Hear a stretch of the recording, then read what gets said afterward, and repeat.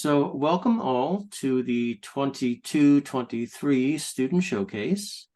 And what I do is kind of offer this big package, full year academic package to people who are participating, who want to have kind of the full experience and to explore things in depth. And I try to, offer some guidance and advice and extra resources for those who want to do that and look at something of their choice in depth.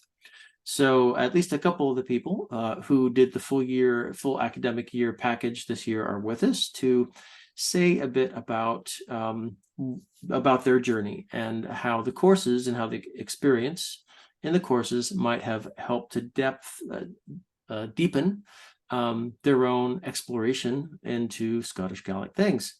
So how about if we start with Margaret? So can you say something to us briefly, Margaret, about, who you are and where you're from and how you started on this journey? So my name's Margaret Miller.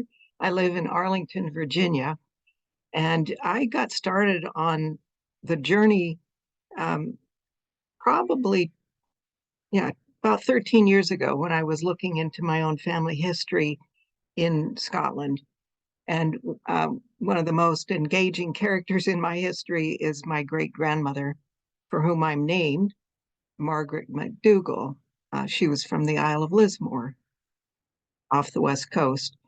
And as I learned more about her and learned about her parents and all on Lismore, she was born in 1850 or 1852.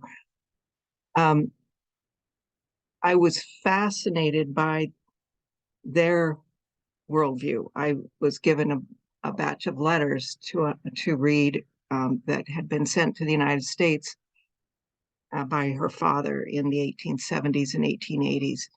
So um, the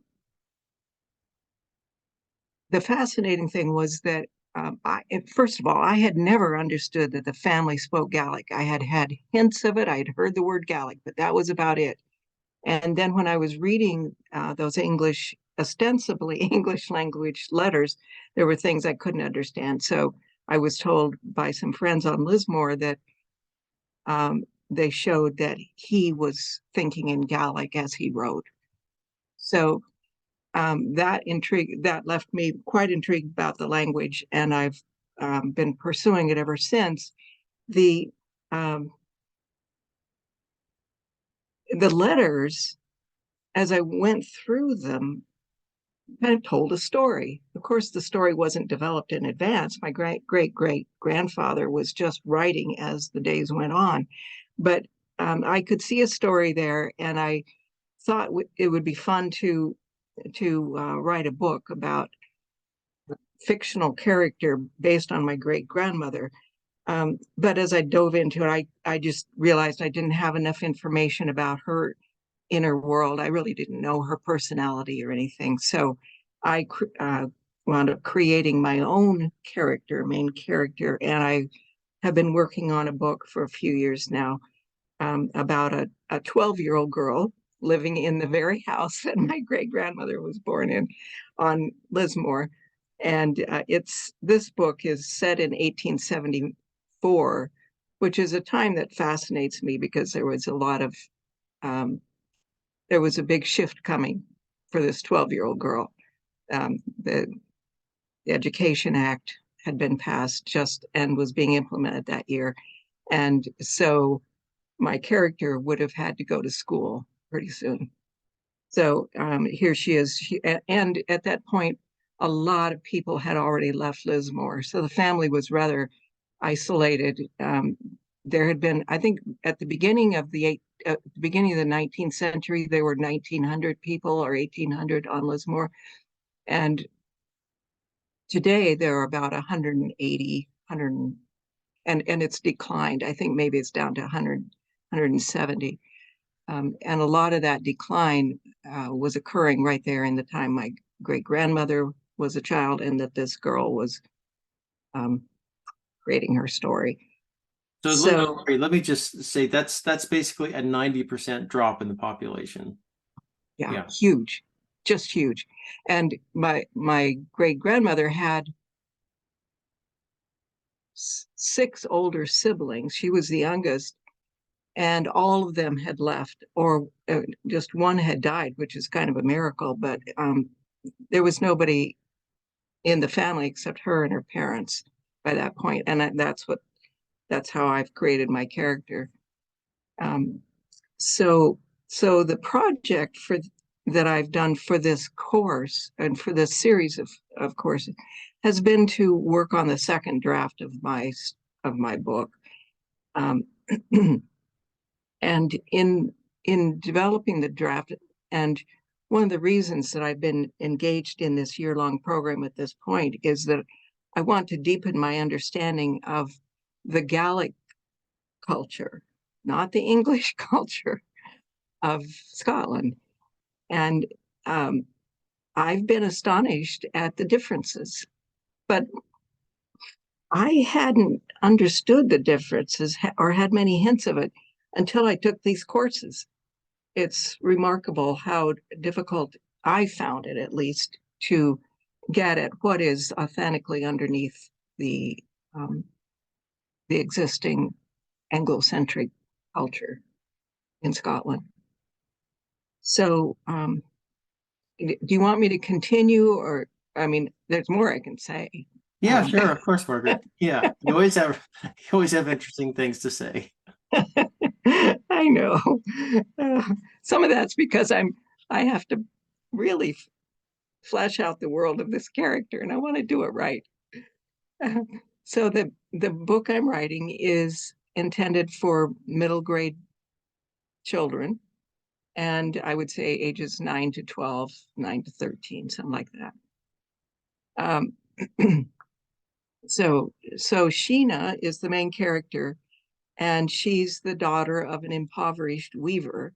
He's the last weaver on the Isle of Lismore, and like I said, families have moved. A lot of families have moved away. There are still a few in the hamlet that she's part of, but parents are under pressure to conform to an Anglo-centric view of the world, and so they are discounting, and this includes Sheena's parents, who are under pressure to deny or disavow some of the stories and people they have known. In the case of this story, I have established that the She, who are known in Gaelic lore as sometimes nefarious creatures. These are almost human-like. And but I have established that the She are potentially friendly to humans. And in this case, my character, Sheena, has made friends with a girl who is a She named I. Well, I happens to be 500 years old, but she doesn't look it. She looks like she's 12, just like Sheena. And I has a brother named Gorham, who is roughly 500 years old too. But because these parents are under pressure to deny the existence of the She, to deny all these non-rational things, Sheena gets punished by them if she's caught playing with the She. So if I comes over to do something, and if Sheena's parents find out, then Sheena's forbidden to go outside, forbidden to do a variety of things, and has to do a lot of extra housework. And what's interesting is that the parents know about the She too. They grew up with him, and they know I's family and the whole thing.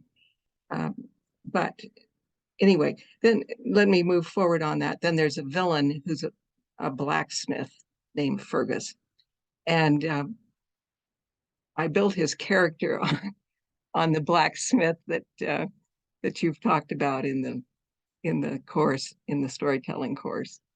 but I've gone a direction where Fergus becomes quite a bad character and tries to destroy the village. First, his real motivation is to destroy the Sidhe. And Sheena steps in at a point where Fergus is going to attack the Sidhe, and then she diverts him, and he ends up beating up Sheena, and the Sidhe are able to get away, so forth. So I have some magic in the story, clearly, and well, let's just say there's some magic in it. But what I have built into the story over the last few months has been a number of elements related to the Celtic worldview, the Gaelic worldview. And this is what I've gotten most of this from the course and from the readings that Michael has put in front of us or recommended. So a few of the things that I've introduced are that everything is connected, the world is alive, including trees, rivers, oceans, forests, mountains, hills, and of course, the people. And humans are co-equal with other creatures. We're not masters. Humans are not masters of the world that they live in. So in the story, I've included a sacred tree, and I've been trying to keep everything consistent with what's on Lismore. I've been there many times, and I've just about got the place, at least this part of the island, memorized. So I don't remember certain types of trees, but the ash, I think, is fairly common there. And that is a sacred tree that shows up in the story. And that the ash, whom I've named Ash, plays a critical role in fighting the villain.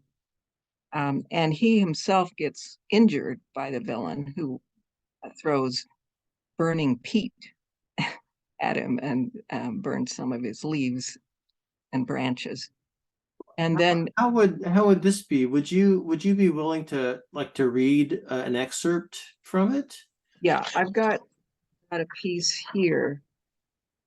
I can either do really short, like about a minute or minute and a half, or I can go back a few paragraphs and read a little more. How about like the minute and a half version? Minute and a half, okay. And then maybe we can talk about it a little bit more and then go to Mahdi. Okay, sounds good. Okay? Yep. And so this is right at the end of draft 2. I'm going to be adding a Kaylee scene to the end of this, but this is really at the tail end. So this is where Sheena has informed her parents that the Sidhe were actually instrumental in diverting in getting the villain to stop fighting, and they helped get him back to his grave. Anyway, and so the parents are finally coming to realize that maybe the Sidhe are good or can be good. So here's this part of the story. The mother says, "You've reminded us how special our Gaelic world is with its animals, hills, trees, and people. We haven't been kind to our culture," Papa says. "We'll stop avoiding the Sidhe. We'll try being kinder the way you have been." As I start to leave for the stream, Papa and Mama hug me. Mama has a tear in one eye. I think she was telling the truth when she said that she's sorry. It takes me some time to get used to trusting too. We wave. When I reach eye, we hug. Ash shuffles over and bends toward us as if giving us thanks. I look up at him and give him a hug. He shudders briefly and lets out a sigh. So that's just the tail end. Very good, And Margaret. it's fun to have the opportunity to bring character to all these creatures that I haven't thought about so much before. So we'll come back to you.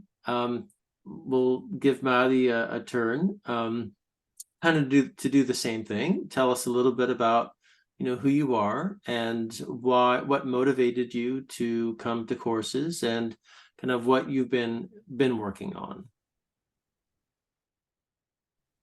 Okay. So I will be reading from notes. So my name is Marie MacDonald, and I live in Atlanta with my husband and kids.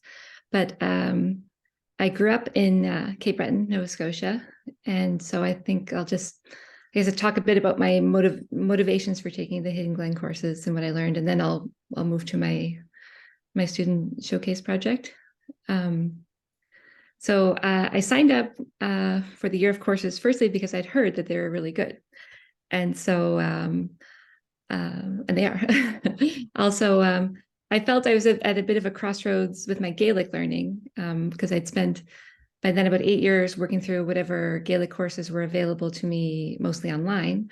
Though I did have a few really great opportunities to learn in an in-person immersion style, which I prefer.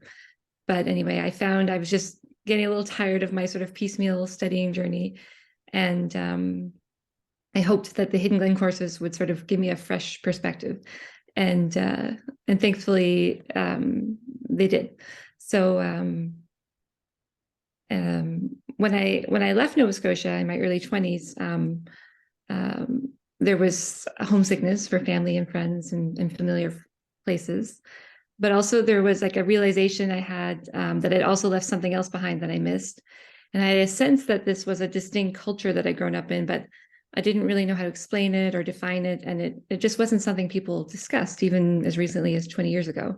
I mean, the Office of Gaelic Affairs, I don't think was established in Nova Scotia until 2006, after I'd left. So I think I had a lot of questions like rolling around in the back of my mind over the years, and every now and then I would think about them, but I didn't know how much I needed to work through it all until I took these courses, and it sort of helped me to separate other forces and influences to get to the crux of the culture and to like define it for myself. And I really enjoyed like dissecting what it means to be a Gael or to be a Highlander, and picking out like what's been romanticized, what's been invented, what's been appropriated, and what's been demeaned, what's been lost. So for me, the courses, the whole package together just answered a lot of questions that were always sort of with me, but perhaps weren't fully formed or articulated yet, I guess. So there's no way I can summarize everything we learned this year. The course packs were packed with information and research and analysis, and each week Michael gave us great questions to consider about the reading material, and carefully guided our journey with really well-structured sets of courses.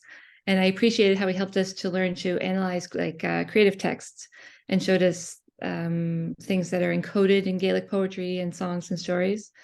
And I think Michael worked hard to get us into the mindset of viewing events in history through the perspective or the lens of the Gaels. And now that I know so much more of this history, I feel much more grounded in my culture, and I feel like excited to know that there's lots more to learn and to delve into. And I feel like I have a good framework now to continue learning. Another thing is when we're looking at the course materials, and looking at the innumerable hardships faced by the Gaels, in particular, like the brutal effects of colonization, I was struck by the thought that it's actually amazing that there are still people speaking Gaelic today. And yes, I know if you look at the numbers, they're low, it's not good, but to turn that around and sort of see something positive. When I look at the history, I was thinking that it's miraculous that there are speakers, and I think that the language has persisted is truly a gift from our ancestors, and something to honor and to lift up. So thinking about it like that has helped me to let go of some of my frustrations about my very slow Gaelic learning journey. So Bekervek, as they say, and Kumorst, I suppose. My father grew up speaking Gaelic with his grandmother, and so he spoke a bit around the house when I was growing up. But when he passed away, suddenly that beacon of sort of Gaelicness in my life was a lot dimmer. And after after that, I was left with bits of a language I'd heard my father speak, living far from a culture and a world that I grew up in, and just trying to connect the dots. And then when I had my own children, I realized they are not growing up in this Gaelic culture like I did. So I wanted to somehow give that to them, so that they would know the joy of it, so that they would understand me. And that's something I've been working on, and that's sort of what spawned the idea for my showcase project. So in our bridging sessions between courses, Michael listened to my concerns as a mom fretting about how to protect and share our language and culture with our kids. And he said it sounded like wanting to give them a care package. So that led to some more brainstorming. And I was thinking about all the things I wanted them to have in their care package: the love of step dancing and Gaelic songs and music, Gaelic traditions, Gaelic food, folk tales, to know where they come from. And most importantly, I wanted them to have Gaelic. So, excuse me, I've tried to impart all these things over the years, but it never felt natural. Like I could tell something just wasn't clicking with my kids. It seemed like they were always resisting me, and it was always difficult. They're always, I had to push them to get them engaged. So after talking with Michael, I came up with a plan, and I asked my mom and my siblings if they wanted to come on a Zoom call once or twice a month, just as an experiment to see if I could make the Gaelic language and culture more tangible for my kids. So the plan was that I would teach everyone a little Gaelic, and I wanted my kids just to be present for that. And I wanted them to see like the language in action, that it's something that exists outside of me, and that their extended family has this tradition, and there's an even bigger community beyond us. So I sent out my request, and I was blown away by the responses. Everyone I invited initially said they wanted to join, and then word spread, and I picked up a few more stragglers along the way. So I've had all my brothers and sisters, their partners, my mom, my aunt, many of my nieces and nephews. My husband wrangles my three kids, or our three kids, I should say, and takes them to another room so that I can focus and not listen to all their noise. So everyone wanted to do the call more often than once or twice a month. So we do it every week now. And I have upwards of 20 people on the call, ranging from 2 years of age up to 70. So as I've shared, I don't consider myself to be anywhere close to fluent, but I just had to be brave and just share what I was sure of. And I wanted to try and link it to link the Gaelic to stories and traditions that would be relevant or interesting to my family. And I had a range of abilities to consider. My aunt and my nieces and nephews didn't have a lot of home exposure, but my siblings and my mother have some Gaelic. And a lot of things they shared were actually triggering memories and questions, because my father never translated what he was saying. So I was able to clarify things for them about stuff that they were recalling but weren't certain about the meaning.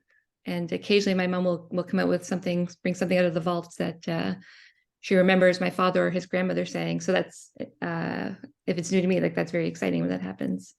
My kids have a bit more Gaelic than the rest, and my youngest, who's 2, is probably the most fluent of the group, because I committed to speaking only Gaelic to her from birth. So I'll quickly just share some of the things that didn't work with my little experiment. If I went too far into grammar explanations, I would lose everybody, but in particular the kids. So I had to offer a little explanation that was helpful, but if I went too far, I lost the crowd, I guess. I told everyone that they did not have to take notes, but all the adults did anyway, and they all say now that they have notebooks full of what looks like madness, because they're trying to write phonetically to try to remember what we're learning. I tried to use simple language and useful words and phrases. Everyone was interested in learning good small talk vocabulary, like various answers to Kemmer to how. We talked about how to talk about the weather and saying things like good to see you, good afternoon, goodbye, stuff like that. To include my kids, who are the younger ones in the group, I asked them to share things that they already know well, like colors and numbers, so that they could participate and feel confident and refresh their aunts and uncles who might be a little rusty on that vocabulary. And I also made it their job to act out new verbs. But I observed that all the athletes in my family seemed to really like that exercise too. And this idea of linking motions to a word seemed to be very natural and useful for them. So that was just sort of a neat thing to observe. We also worked on songs, and the one that seemed to resonate the most was Iliu Iyo, because of our family's small connection to that song. My three youngest sisters were part of the group of children asked to join Mary Jane Lamon on her recording of this song for one of her CDs years and years ago. And I don't think my nieces and nephews knew about that. So it was an interesting link for them to make to the song, which of course is local to our area of Cape Breton as well. And I think the most successful session we had was about having tea and asking if someone wants to have tea, yes or no, what they want with their tea. And obviously we know each other very well. So we know the oddballs in the family who put sugar in their tea. So we had a lot of fun, teasing about that. And I was impressed that the adults were wanted to play around with like the structure. They wanted to know more related vocabulary that they could apply this to, like juice or cream, coffee, beer, that sort of thing. Around holidays and other celebrations, I introduced relevant vocabulary and shared related stories and information. Like for every birthday, we sang Neldaneach. On Valentine's Day, we talked about, vocabulary for love, chocolates, crushes, that sort of thing, and recounted a family anecdote about my great-great-aunt Jessie, who was caught out talking about a handsome man at a party in New York City, assuming no one else at the party understood Gaelic, but her friend she was speaking to. And it turned out that, the man did let her go on for a while, but it turned out he could speak and understand Gaelic perfectly well. For the Super Bowl, we talked about kicking, throwing, running. At Easter, I shared like Gaelic traditions and beliefs that Jeff MacDonald had collected from local Gaels in the Glendale area of Cape Breton. I told family stories about Yawlis, and Yawlis wasn't a word I was familiar with, but it was something that Michael explained to me and helped me to define. And it's very interesting to me to find out that it means knowledge and science, but also spells and incantations. So I was curious too to find out what was motivating my family to join me. So I gave them a short survey a few weeks ago, with the first question being, why? Why did you join the call? The answers included things like pride in my heritage, nosy, wanted to know what Maddie was saying. Another said, like supporting my sister and picking up some Gaelic to impress my friends. Another one said simply to learn Gaelic. And then one of my siblings shared, I wanted to learn Gaelic, but I wouldn't do this with anyone else but you. It's just too personal, And as the second question was, what were your favorite parts of the session? Like what worked for you? And the answers I received were seeing everybody, the interactive learning style, watching the kids learn Gaelic, learning bits of history, folklore. One other one shared that they saw what I was doing, trying to link the Gaelic to the stories and the traditions, and they thought that was all very interesting. But she also liked the enthusiasm or like the feeling of everyone gathered together to learn, and it was a big motivator for her. So all of their answers to these questions give me a lot, even more to think about, I guess, and there's a lot to unpack in each response. But in several of the responses, what I picked up on was that like there's a sense that this is very personal to them and it feels like something you should do as a family. So in those cases, I'd say it's not a lack of interest that stopped them from learning Gaelic, until this point, but there's other things at play there that, anyone who's ever tried to learn another language knows it's a very raw experience and you're quite exposed when you're stumbling over, words that are the most basic words of the language. But when you're a baby or toddler, you do that with your parents and your maybe older siblings. And I just think we can't underestimate the importance of that sort of invisible safety net that exists in your family when you want to have older children or adults learning Gaelic. And I think it also shows like a deep love and of the language and culture and wanting to have it handled with care. So I don't know, who knows, maybe this will be an interesting approach for teaching Gaelic professionally in the future, taking on whole families into a classroom. I don't know. Oh, that would be wonderful. And so, I mean, I don't think my family is unique at all. I think we're very typical of large families from sort of the Gaeltacht communities of Nova Scotia. We have our oral family history that's passed down, and genealogies of our family and other families in our community that are also passed down orally. Some degree of Gaelic or exposure to Gaelic language, our traditions and our beliefs and our supernatural stories. And as an aside, in Michael's class, when we talked about folktales intermingling, you know, the supernatural and the natural elements in Gaelic storytelling, that really rang true for me. And because I found one of the more confusing things for me to deal with, you know, after I left home, you know, in the outside world or the Anglo world, I guess that's how we've been describing in class, was whenever I tried to share a traditional story, I realized that the listener didn't get it. And that disconnect was very jarring because we're both speaking English, but the meaning was completely lost. So again, I found like Michael's explanation of things being encoded in stories to be very helpful in understanding why someone from an Anglo mindset might just not understand the inherent meanings on the first listen. So anyway, so to go back to my theories on family and other families in Nova Scotia, there's also like so many layers of belief in everyday life that we have. You know, I was trying to think of a few, like a bird flying into your house is an omen of death. The ice doesn't come in by a certain date, there will be poor lobster fishing that year. If your bacon curls up in the pan when you're frying it, you know, that means that the pig was butchered on the wrong moon. So I've told people in the Anglo world the curling bacon thing before, and they just laugh or launch into all the logical reasons that this can't be the case. But I told my Gaelic elder in the Bunnis Bar program that I participated in Cape Breton, and she nodded in agreement, as if to say, well, yeah, like this is common knowledge, Marie, of course. And she said that all the old people used to do a lot of work with animals that was based around signs from nature. So like, it's not, you know, in this world, it makes perfect sense. So, okay, so I'll talk quickly about some of my outcomes from my little experiment of the Zoom call. One of my nephews is starting high school next year, and he has the option to take Gaelic at his high school. And because of our Zoom group, he's decided he's going to sign up next fall. So it's very exciting for me. And I know if my other nieces and nephews had access to Gaelic at their schools, they would sign up too. And like, I think the interest is there. There's just the resources are not there yet. And then back to my original hope, my care package for my kids, filled with all the good Gaelic things I wanted to give them. I think it's working now. I think that they're accepting the care package for mom. So I see such a difference in them now. Like when I ask them to come learn a few steps, they do. When I ask them to practice a song with me or answer me in Gaelic, they're responding more with curiosity now and not complaining.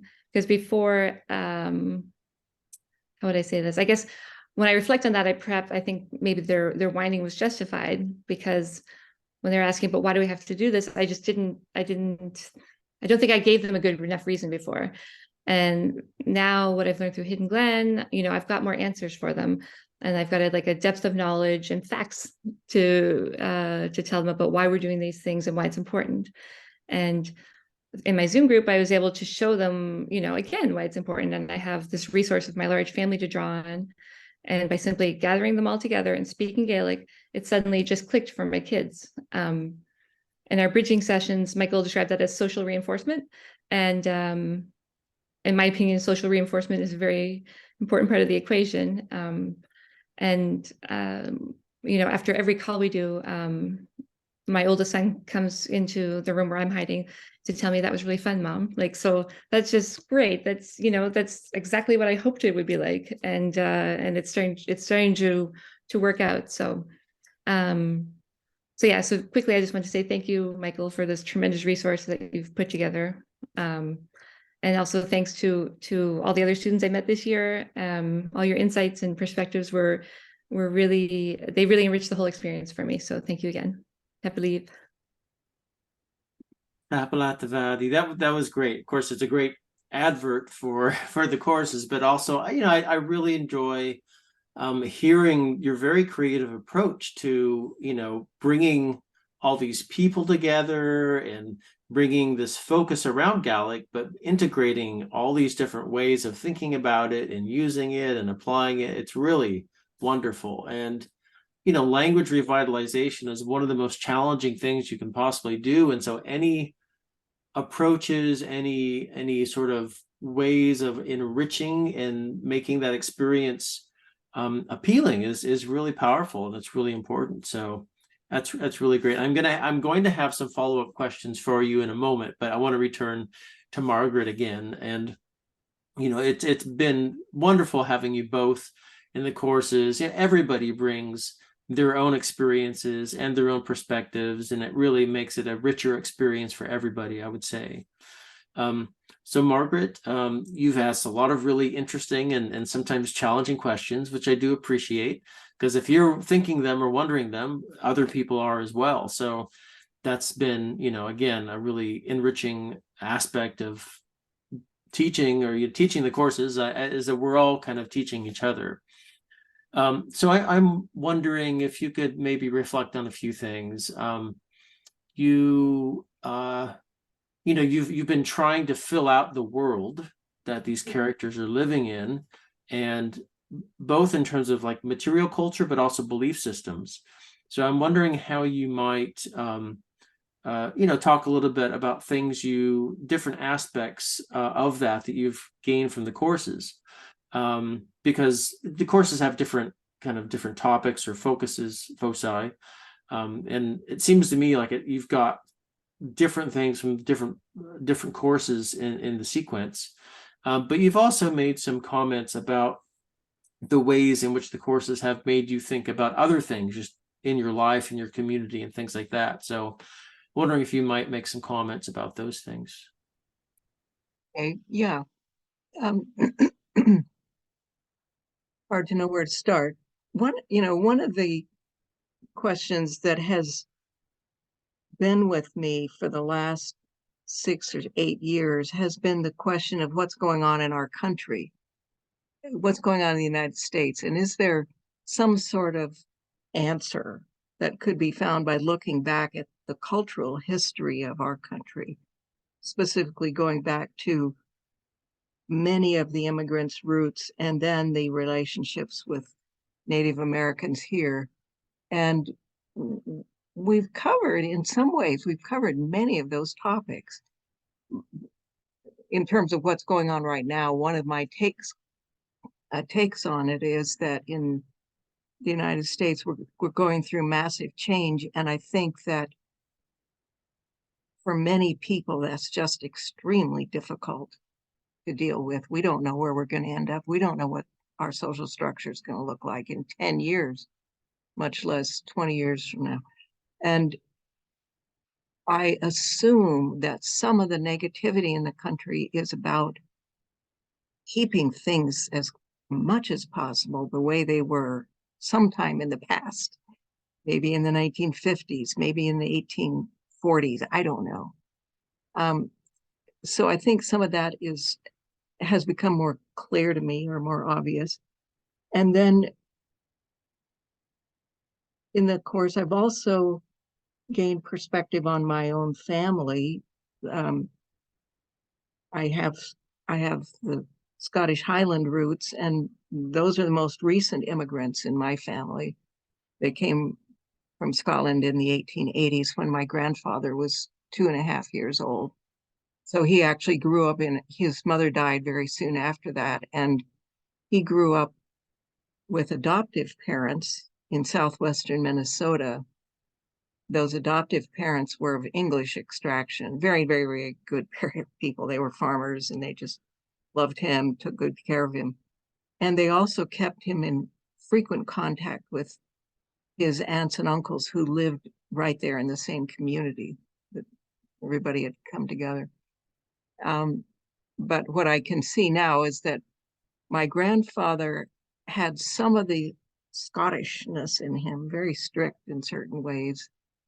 And in others, he didn't have much access to the culture. For example, there's no inkling as I think back that he had any exposure to Gaelic, although he would have. He was living in a household he was living in the north of Scotland, right there on the water.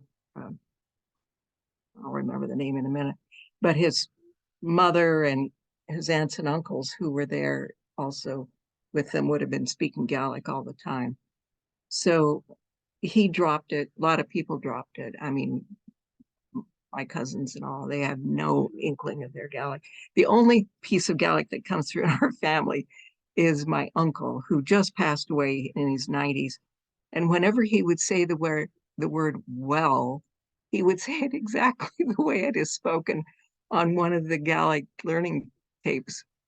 So somebody in his family must have heard the word well and carried it forward from the Gaelic.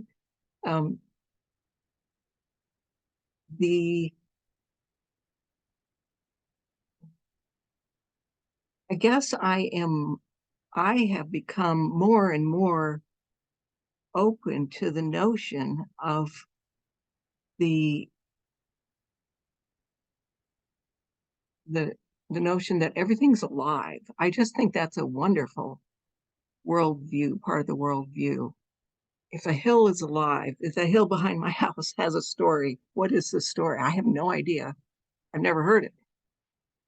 But on Lismore, I'll bet lots of people know the stories of the hills around them. And the same would be true in other parts of the Gaeltacht. To me, having living hills, living trees, living rocks it just adds fascination to life. And it's something I want to cultivate. That's one of the reasons I'm putting the story together. I want to share the culture to the extent I understand it with my nieces and nephews, my grandchildren, and frankly, their parents too. I think a fun story is a fun story at any age. So I've gotten a lot out of this course. Thank you, Margaret. It's interesting that this theme of transmission, reclamation, and transmission to family members is coming through for both of you. Mm-hmm. Mm-hmm. That's right. To me, I don't know how to put it. I could put it in very clinical terms, but I don't think they would capture the essence. It's as if there is a well in me that needs to come out. Something needs to come up, come out, and be exposed and developed, and then ultimately shared and spread. And that may be part of what's going on in the course for me, that I'm cultivating that energy, the growth, the innate knowledge somehow. I don't have a lot more words for it. But thank you, Margaret. I'm gonna ask Madi a question or two, and then we could maybe open it up for, if any of you want to ask each other questions. So one thing I'm curious about, just having a child myself to whom I speak Gaelic, to me that gives her a way to, something to share that's unique about her background in her classes. She's in a Spanish medium school, and a week or two ago they had, they were supposed to bring, family food, and we made oat cakes, and so she could talk about that. So I'm just curious if you feel like this is deepening your children's sense of having something unique that gives them a better footing with the other. Must be a very multicultural school that they go to, I would think. Yes. So they're also an international school, with most of the kids they go to school with speak 2 or 3 languages. Naturally that's just how they grew up in their own household. So I think I'd say yes. When they had a little talent show at the end of the year, and they were very close. They considered singing one of the Gaelic songs we'd learned, and my younger son in particular, he's just shy. So he didn't want to commit. He didn't want to be, handling the chorus. So, but that had changed. They considered it. They're like, yeah, okay, like this is our thing. We can sing this, and it didn't. They didn't try to like distance themselves from it. They didn't act like it was odd anymore, which I that's all I've ever wanted. I just wanted them to get it. Maybe I've just been too much of the nagging mom before, but now they're seeing other maybe relatives they think are cooler doing the same thing. So yeah. And I'm wondering if you have any other, I mean, what you presented, I think is really powerful. And I'd love to see people in Nova Scotia hear your story, because I think it would be inspiring to them too. But so I'm just wondering if you have any other thoughts about the way in which what you've experimented, how it relates to, your own feeling of your own identity and the way that you relate to your children. I think it's given me a lot more confidence in it. Just to see that like I was able to make this happen and everyone was on board and they were really excited.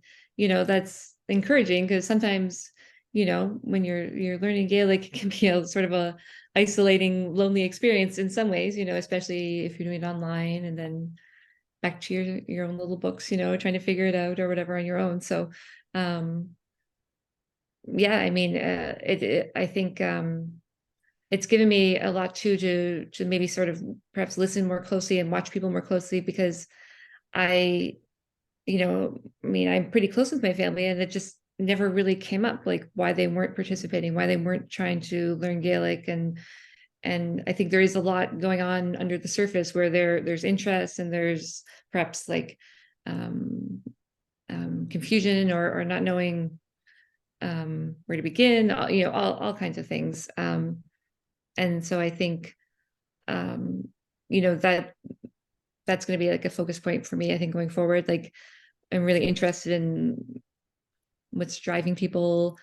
And of course, like the language revitalization is close to my heart. Like it's something I can see myself getting more involved in as I feel more comfortable that I've got enough Gaelic to, really put myself out there as a helper or a teacher or something. So. And you've shared a number of aha moments with us about, oh, this is the distinction between kind of this vague Scottishness, scary caricature versus like what the culture is. And, and also realizations, I think, about stigmas that people have around Gaelic. And wonder if you have anything you want to share about that. Well, I think I was aware of those stigmas, but I think my attitude, especially as I was beginning to learn Gaelic, was, well, who cares? Like, we don't need that negativity, so who cares? And but I completely changed my mind on that. I realize now that like that's a big chunk of the population, and it's really important to consider why they feel like that, and maybe don't even know why they feel like that. I don't know if I have any real answers yet, about I guess why some people go that way and others don't, in the same community. I guess it's just so many different factors to consider, but that's something else that's piqued my interest, is trying to crack that nut, just trying to figure out what's going on there. Because, as I said before, I was very dismissive of that attitude. I just didn't care. And I really, now I sort of see that as like coming from a place of hurt and what's the word you would say? Like, yeah, I guess like for pain, for lack of a better word, somewhere in that family line, to end up with that kind of attitude towards your own culture, your own people. So I think maybe going forward, I would also handle those people with a little bit more care and compassion, so yeah. Thank you. That was great. So we can open for questions if any of you want to ask, the others any questions about the courses or about the year, about the projects. Oh, Michael, I've said this many times in my comments after the ends of some of these courses. What can we do next? I would like to stay in your circle, because I feel like I've only touch the surface of what you have to offer. And maybe it doesn't have to be you particularly pulling things together going forward, but I would really like to be part of a community in your space. Yeah, Th- that's a great, thank you very much for that comment. It's a great, really good question. I do wonder about that sometimes myself. I'll have to give it more consideration because I don't really have a good answer, I'm afraid. Yeah. Any other questions for one another about, things that you did specifically or that we did together?